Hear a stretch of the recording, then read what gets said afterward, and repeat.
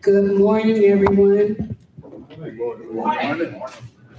Good morning, everyone. Good morning. All right, that sounds better. Well, welcome to the Spartanburg Veterans Town Hall meeting.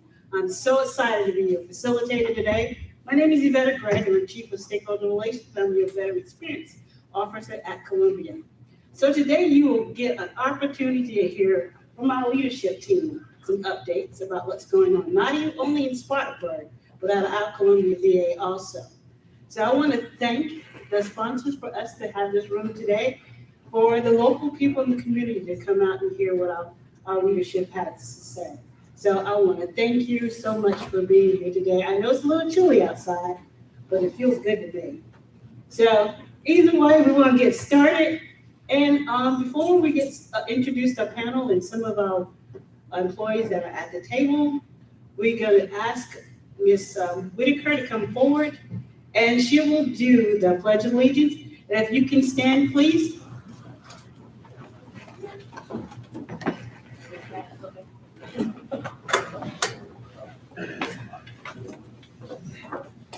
I pledge allegiance to the flag of the United States of America and to the republic for which it stands, one nation, under God, indivisible, with liberty and justice for all.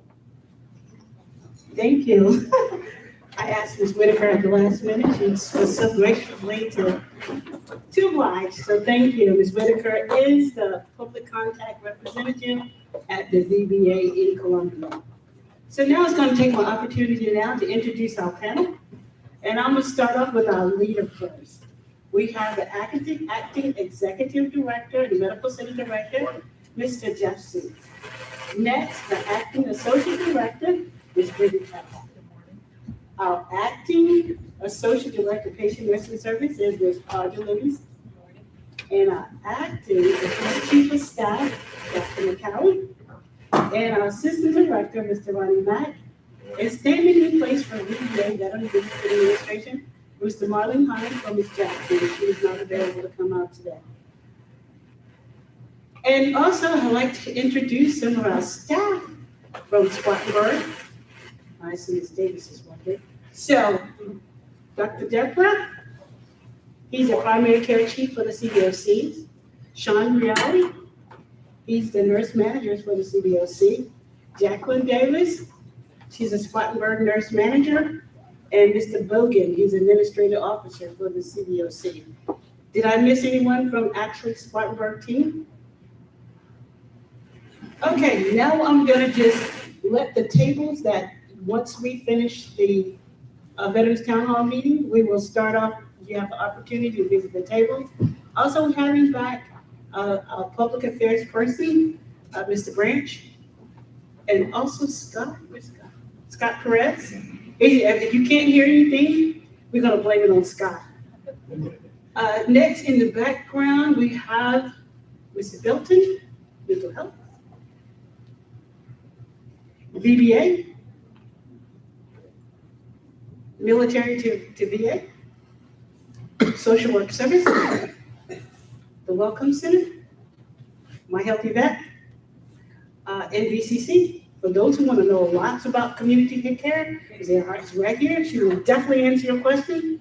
And for women's health, Ms. Rose. Is there anybody else that's hiding behind that I missed? Yeah, Travis. That's everyone? Oh, travel. Okay, thank you. All right, so next standing up will be, are there any congressionals or any VSOs here? Yes, BSO Cherokee County. thank you. What's your name? Stephen Brown. Okay, Rick, Spartanburg County. okay. Anyone else? All right, so next, the person that will be coming up next to start us off is our medical center director, and I see, executive director, Mr. Seuss. So thank you, Ms. Gregg. Thank you all for being here today.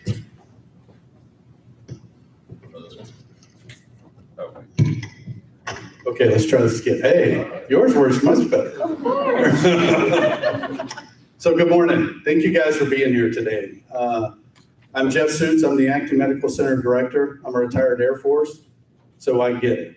I walked the exact same walk you walked. I have one job, and that's to take care of every single veteran in the state of South Carolina. And I've got the best team on the planet that does that. So within the Columbia healthcare system, we serve 36 counties of the 46 counties in South Carolina. That's not an easy task, but we're doing pretty good. We can get a little bit better in some areas, and we're working on that. Specifically for the Spartanburg Clinic, that's our oldest clinic, and we are working diligently to build a new clinic. We have not been approved yet for construction, but we already have a new clinic designed, and we're soliciting it now. If all goes well, and you know with construction projects, things don't always go well, but we are planning on a new 52,000 square foot clinic, and we hope to be in it by 2030. That's our plan for the Spartanburg area. For the Greenville area, we're planning on a new healthcare center that will be 275,000 square feet. So veterans are coming to South Carolina, and the reason they're coming to South Carolina, they trust us. They trust that we will give them the best care we possibly can. Trust scores in Spartanburg are at an all-time high, 94%. What's impressive about that is that clinic got decimated by Hurricane Helene in September of 24. So if you were interrupted in services during that time frame, it took us over 6 months to get that clinic repaired. I am sorry. That was a significant event that occurred, but we refurbished that clinic. It's really nice, and it will hold us down until we can get the new clinic built. So again, thank you for being here today. I encourage you to share your thoughts and your experiences and your ideas. Your feedback is vitally important to us.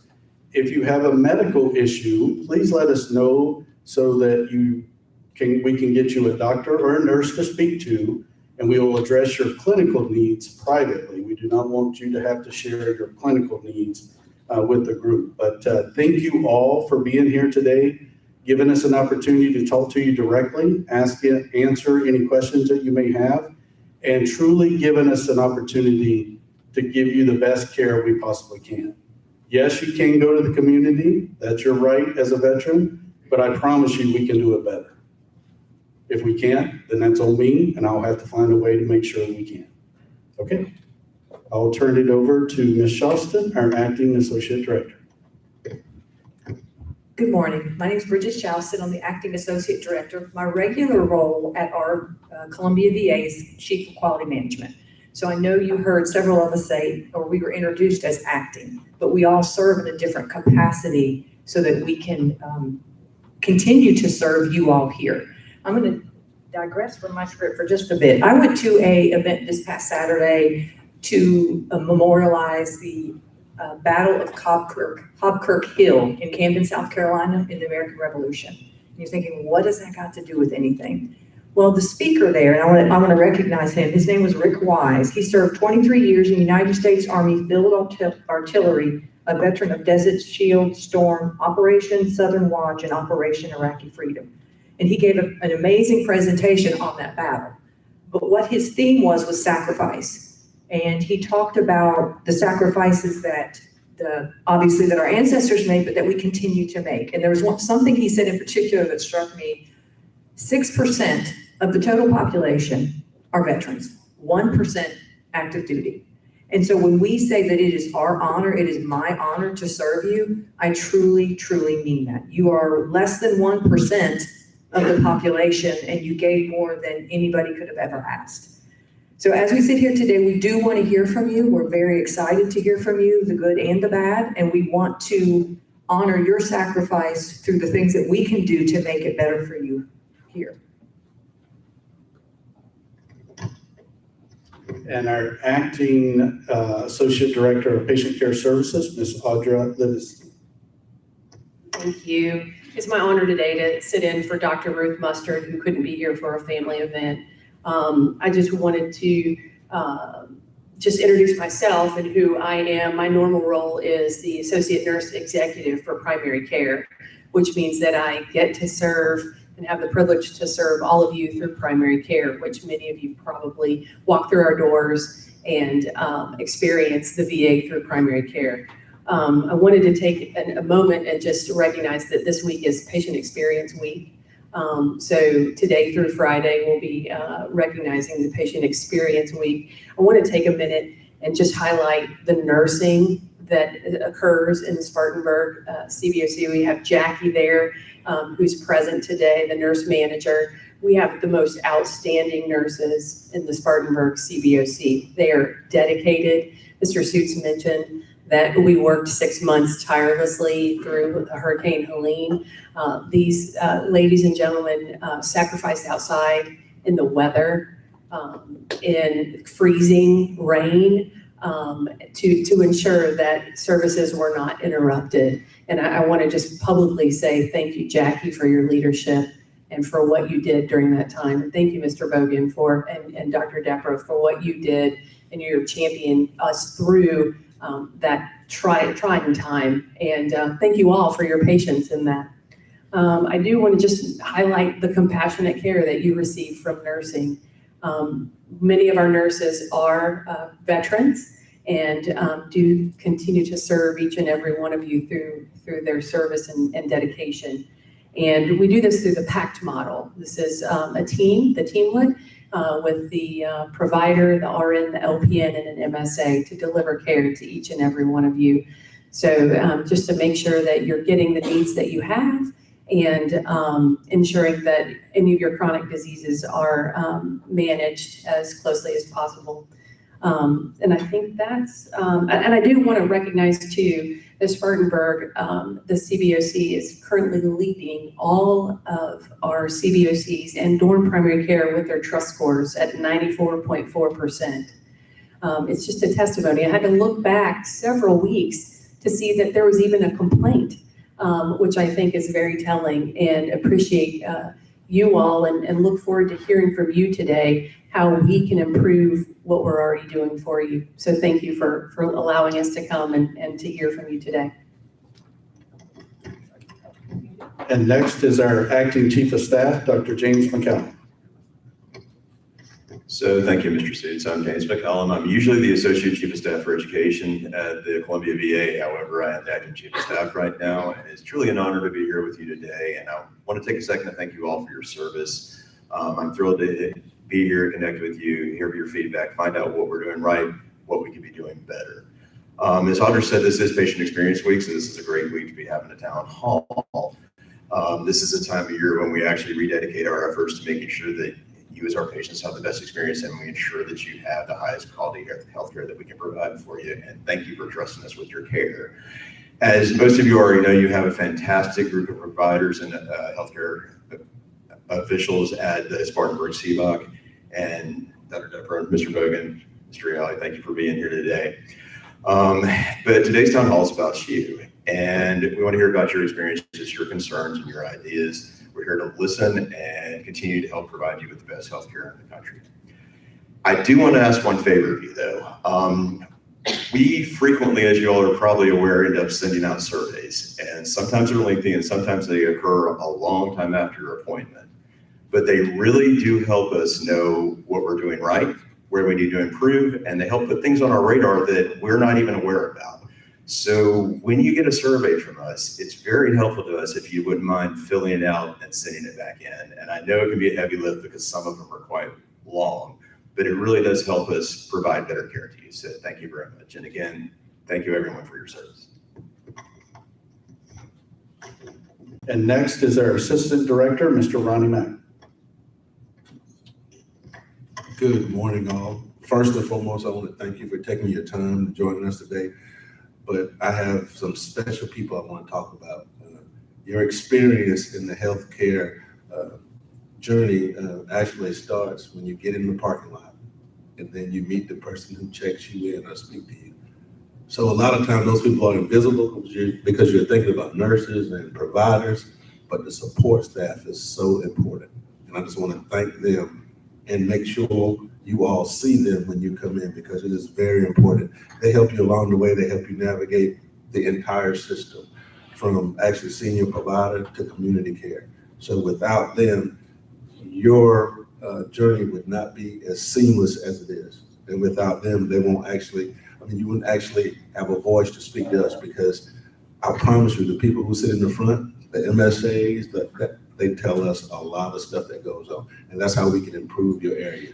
So with that, I want to encourage you to speak to those people, tell them what you're thinking, and sometimes just thank them for being there, because they are completely into your healthcare, making sure you receive the best care possible. So without them, this wouldn't be possible. Although I don't normally say that in front of the rest of the staff, I consider the MSA the backbone of the hospital, because without them, it doesn't happen. It doesn't happen. You can't get to a nurse, you can't get to a provider, but the MSA is there to help you out.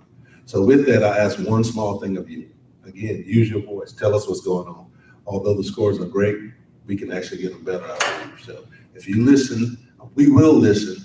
And if you tell us, we will do what we can to make sure we can get everything accomplished. So I just want to say thank you for what you do. Thank you for your service. And I'm an Air Force veteran as well, so I understand. And I appreciate you all. And next is Mr. Marvin, who's sitting in for Ms. Sheila Jackson for the VBA. Good morning. Thank you, Mr. Suits. And on behalf of Ms. Jackson, thank you, each of you, and thank you for your service. And so the theme I heard across the diocese was thanking you and acknowledging that we're doing some things right. There's opportunities for improvement. And the only way we can do that is at these town halls, hearing your voice directly, and those assessments and surveys that you complete. So please continue to share. Just some news from VBA side. One of the campaigns we're on in South Carolina is the fraud awareness campaign. And so it's vitally important that each of you understand that VBA don't ask you for certain things. And we want to bring that awareness to you, right? Whether it's your banking information, don't click on those links on your email. And we will have some handouts. I think my staff bought it. Y'all bought it today? Yeah, she's pulling it out. And so fraud prevention, first you got to start with awareness to be able to get to the prevention side. So we want to try to educate you the best we can on that information, one-on-one or as a group. The key thing for that is we want you to take away from us in this conversation when you have it is if it sounds or looks funny, it probably is funny. And so don't click on any links. Don't call back any numbers providing any of your information, whether they want to say they have your last 4, date of birth, whatever it may be. But we really want you to be aware to protect what you've earned. VBA hit 1 million claims, the fastest it's ever done in the history, February of this year. And so it's excited to know that we're continuing to work on your behalf because you are the reason VA is in existence. We've reduced our backlog, and for those that don't know, backlog is when that claim hits 125 days or more. And so we've reduced that nearly half within this fiscal year. We're somewhere in the 80,000 range, and we're continuing to press forward and reducing that backlog. And so with that being said, I know that this is about you. I want to turn it back over to Mr. Suits, and we're here for any questions. Thank you, Marlon. And before we get into the questions, I just want to share one thing with you. Every single morning, we have our morning report that goes over our operational status. And every single day, we remind everyone that's on that call that the veterans are the reason for this organization. If it were not for a veteran, we would not exist.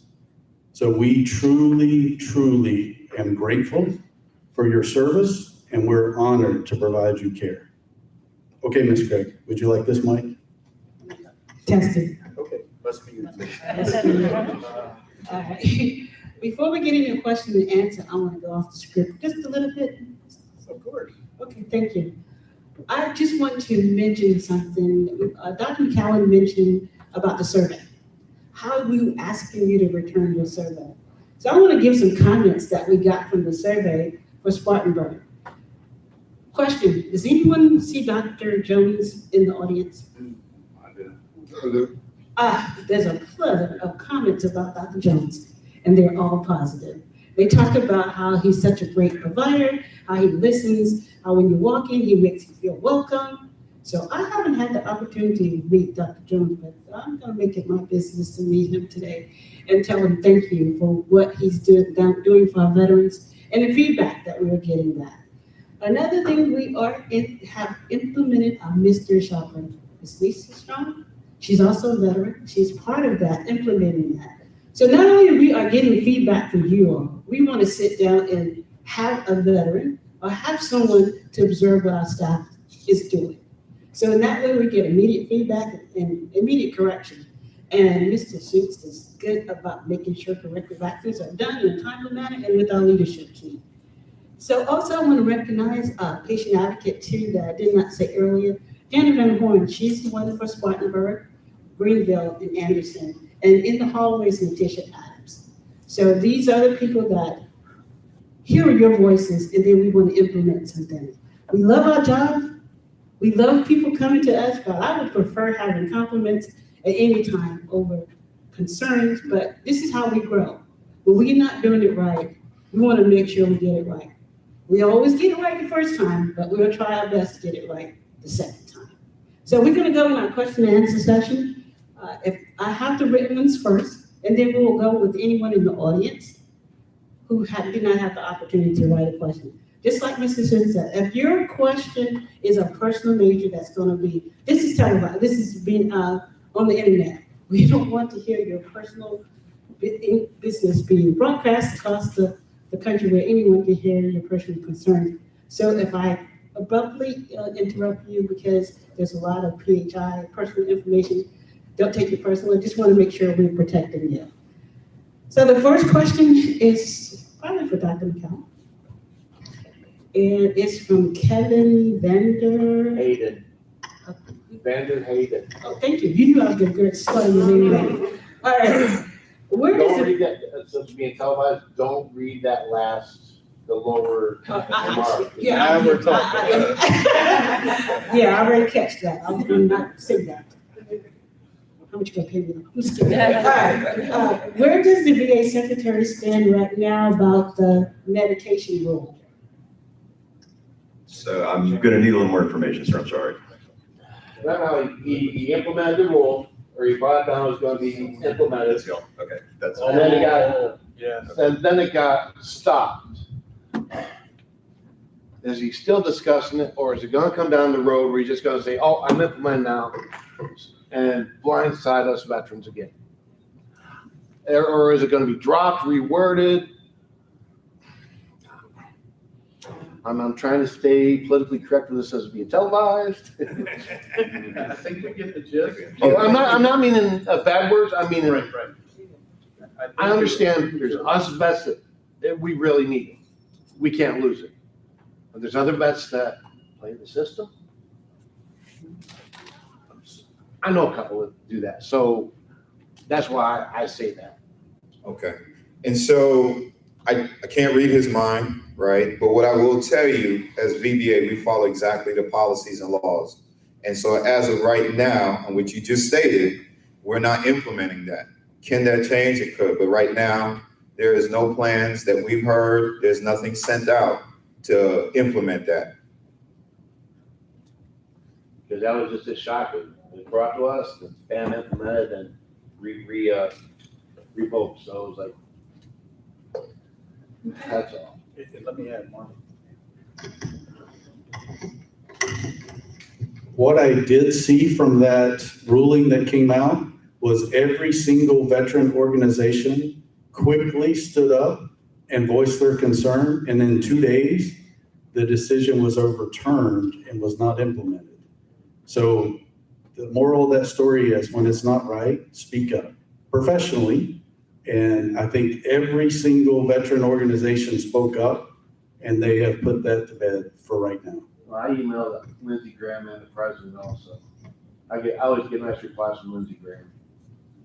'Cause I'm always professional, and don't get me wrong. Okay, Thank you, sir. thank you.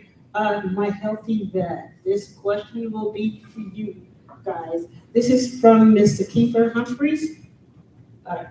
He said he needs help signing into the VA website so he can communicate with his VA doctor and staff. Well, my name's Kevin Mann, my health vet coordinator. He called my health vet help desk. You gotta need to come to the mic, we get from there, dude.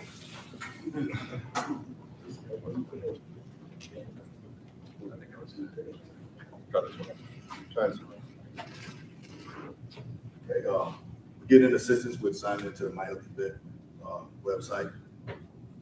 It does seem Is like, that on? Is it on?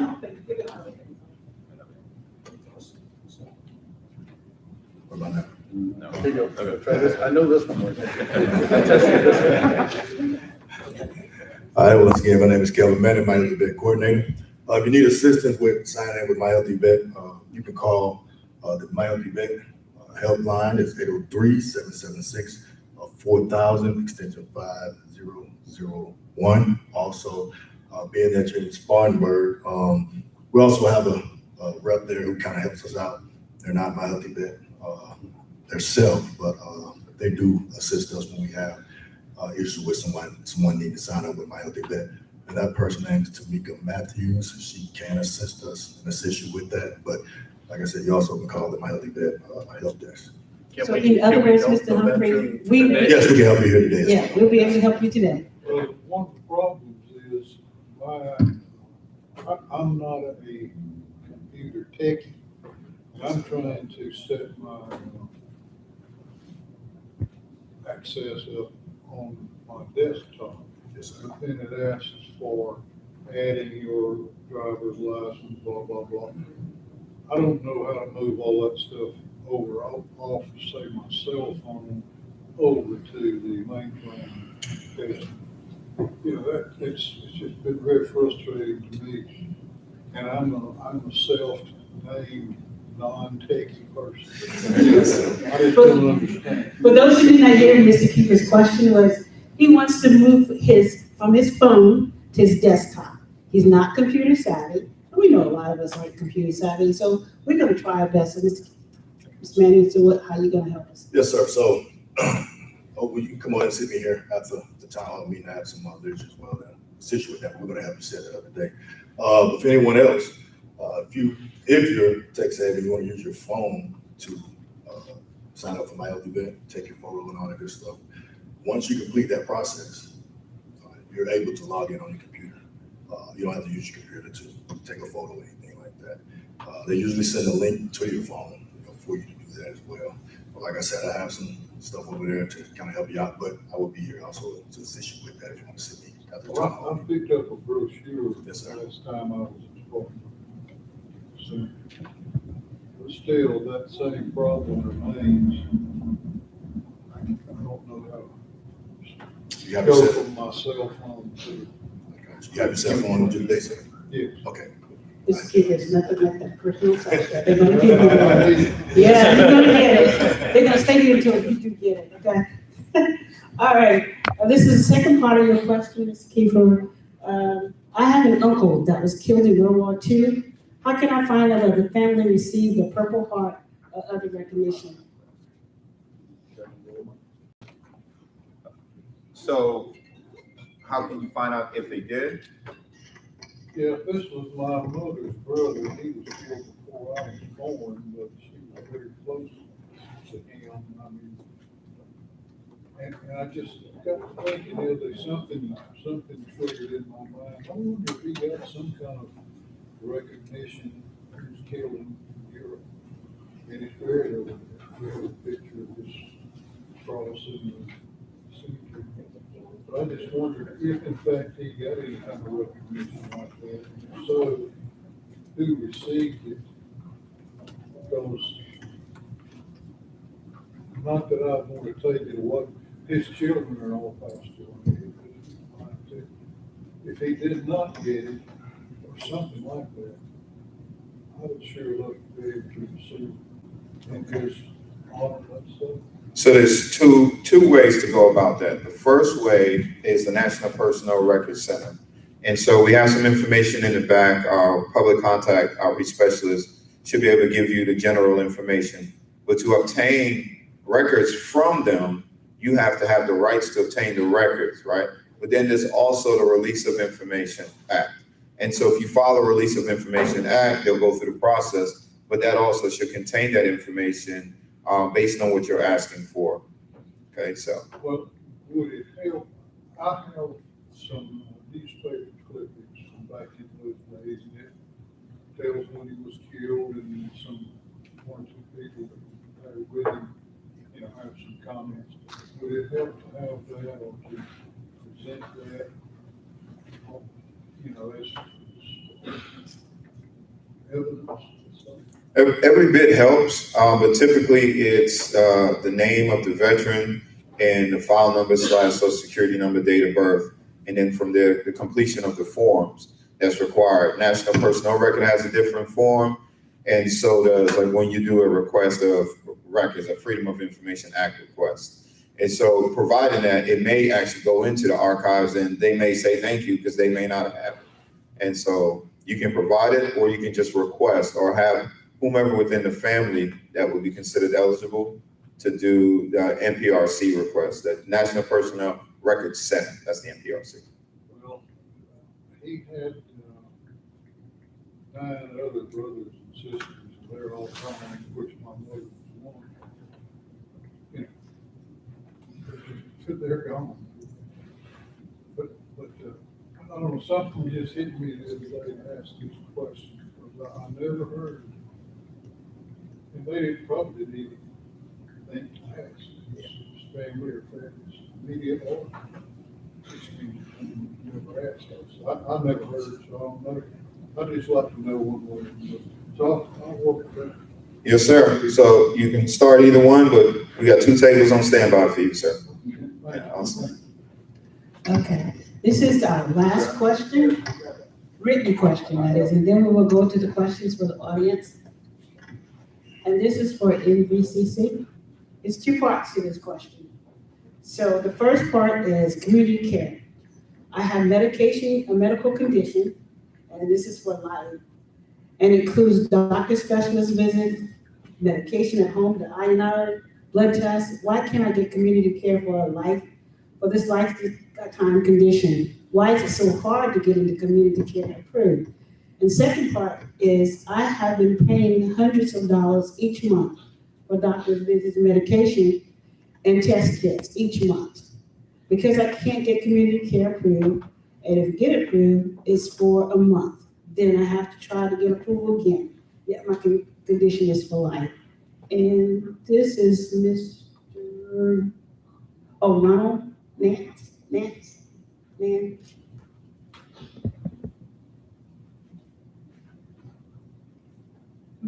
Yeah, that's me.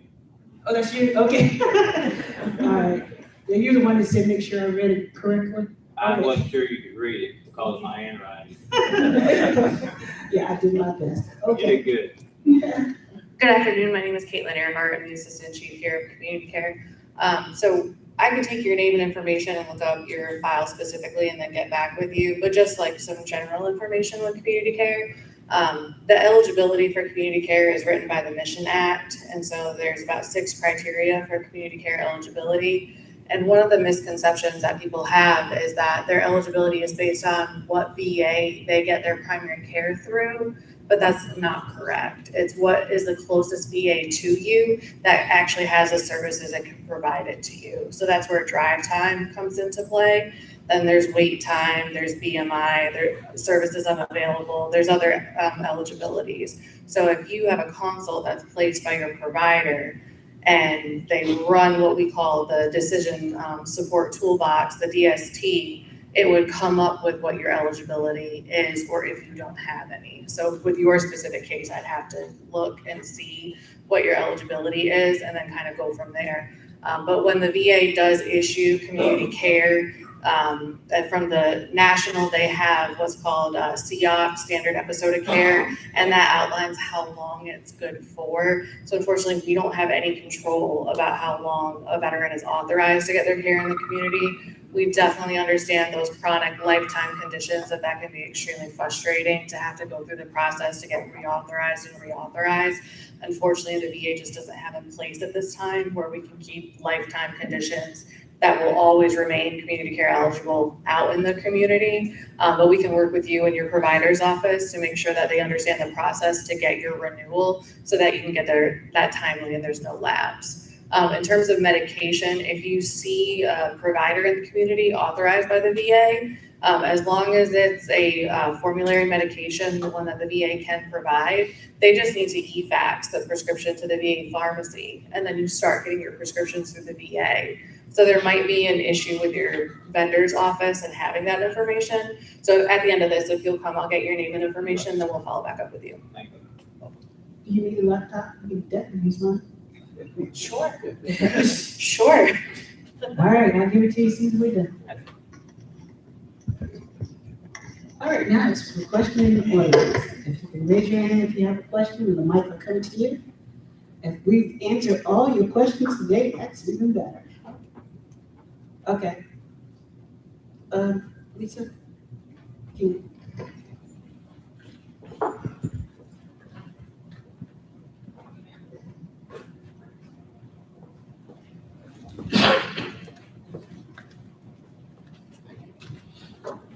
Hi, yes. My question is for the BBA.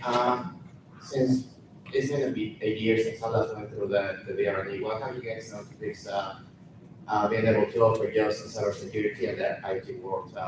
Also, what have you guys done to fix the problems with the borders? Given that one of the reasons I was in there was because I was being told that the job being outside the state was the problem.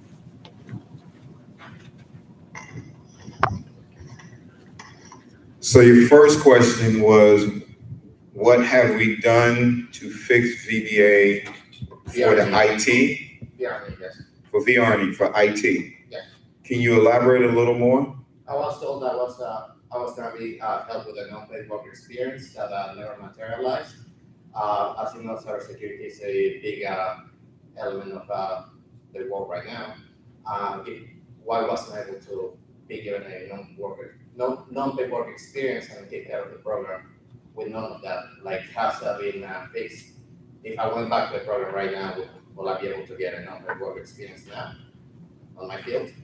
Okay, so I can't answer the specific questions because I don't have your case in front of me, but you are always able to go back. So we have appeal process if you disagree with it. And so I can't specifically answer your claim. I'm not asking about my claim in specific. I'm asking of the field, for the field IT. I am just one. Yes, and so VBA has not made any changes to the VRNE program legislative-wise. And so if you're talking on that level, there has not been anything changed. So what you're saying is that the VETEC program, the VETEC initiative went through back in 2020. You guys had 2 years of that. It went down as managed funds, and you guys still haven't found a way to provide employment for veterans in cybersecurity or IT. Well, that is outside of my scope of understanding. That's part of our BBA. That is outside of my scope of understanding. So what I will tell you is if you have a concern like that, send an email. We'll respond to the email. If you have specifically for you, then go ahead and get with a counselor and we'll get you into the program because there are appeal rights that you have. You mean like the one that came back with the duty to assist error and nothing was over? So your specific case, again, I don't want to say the same thing again because it may seem like I'm pushing you off, but I'm not. You're asking me to answer specific law questions on the decision that councils make, and I don't see you following me to be able to say, hey, do this, do that, this is what's missing. I'll simplify the question then. If I want to go back into the program today, will you guys be able to provide services in cybersecurity? They'll have to follow whatever the law is. They will have to follow that. Whatever the law is, they will have to follow it. So, but again, with that being said, are there now jobs being offered in cybersecurity, or I'm gonna go back to being in the program for 9 months with your people telling me that they're going to work on setting up an unpaid work experience with a hospital just for them to throw me out of the program, saying that I was already maximum rehabilitation. I'm not asking just about my program. I'm asking in general because this is IT. You guys, like I said, you guys had an initiative back in 2020 that fell through. What have you guys done since 2020 to fix that? I went through the program last year and there still was nothing. Okay, so you're asking specific questions about you, and you're making a broad, wait 1 second, sir. You're making a broad statement. I'm gonna be very clear. I don't know what specific program you're talking about when it comes to IT. What I'm telling you is you, as a veteran, has the right to file a claim, file an appeal, so file the appeal. I can't speak to VBA and what mismanagement funds they may or may not have had. That I can't speak to. I filed the appeal. The appeal came back with the duty to assist error. What has been done since then? Have you filed an appeal? And it came back with the duty to assist error. I can pull it up. Okay, so then we'll pull it up after this. Sounds good.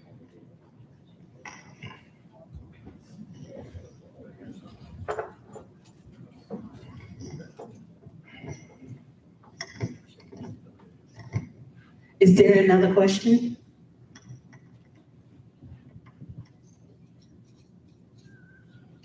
Just a comment, if I may. Sure. I'd like to recognize a couple of people. One, Dr. Gaffney. He took care of me for several years. And he is a first-class person as well as a doctor.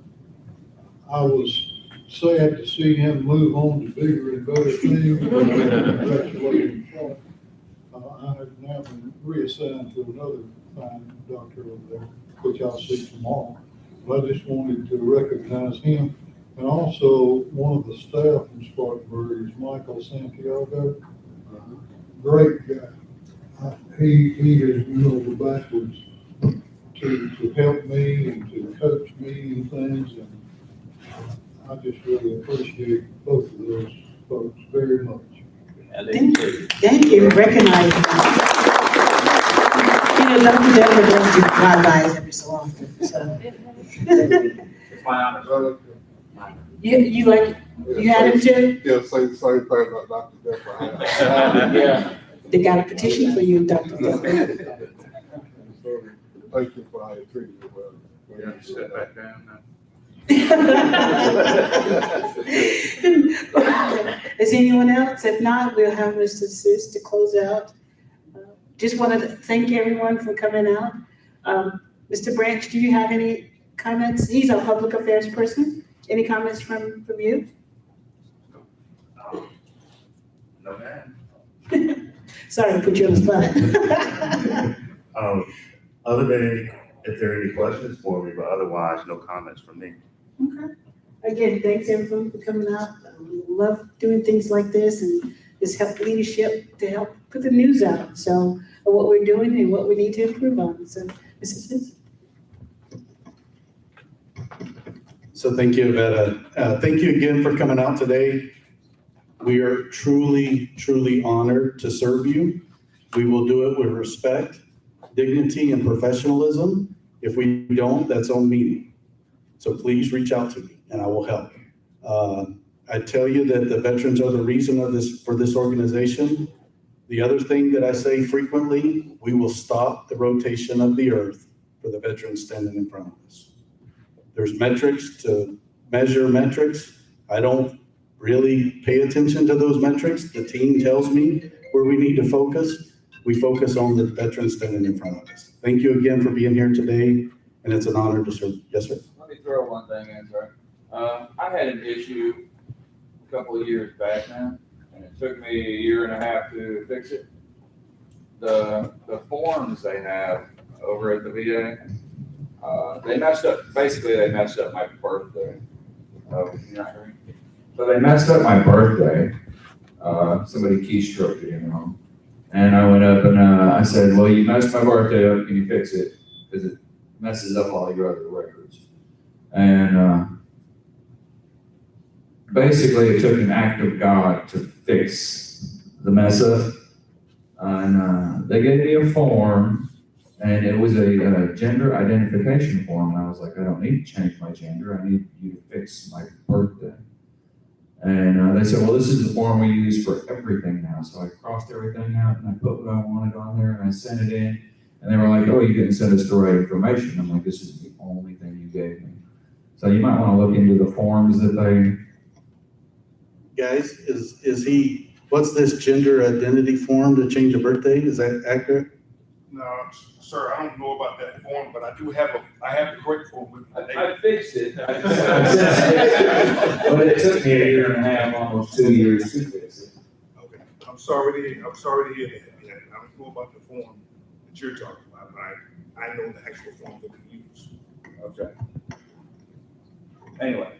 Thank you for sharing. It's things like that we really have to fix. Those are easy fixes. Yeah. We've got an incredible team in enrollment, and for everyone's awareness for enrollment, that's the first step. You've got it. Well, the BBA might be your first step, but to get into the healthcare side, it's enrollment. So the more veterans that enroll, the more money we get for that enrollment for every single veteran. As we get money for enrollment, we can't make a profit. I get more money to build more buildings. As I build more buildings, I hire more staff. Once I hire more staff, I can see more patients, hence I need more enrollment. So I was already enrolled, but when they were doing paperwork, somebody was like, people had passed me. Right. So they were like, and hit the wrong button and changed my birthday. Did they make you younger? Huh? Did they make you younger? No, they actually made me older by like 6 days. Well, thank you for sharing that. Again, thank you everyone for being here, especially thanking to the VSOs. You are our eyes and ears. You probably hear more than we do, but we can correct things if you reach out to us. So please reach out to us directly when you have those issues so that we can solve them at our level before we get through having to go through a form in a year and a half to get a birthday changed. Okay, thank you very much, everyone. Have a wonderful day. Enjoy this beautiful South Carolina weather.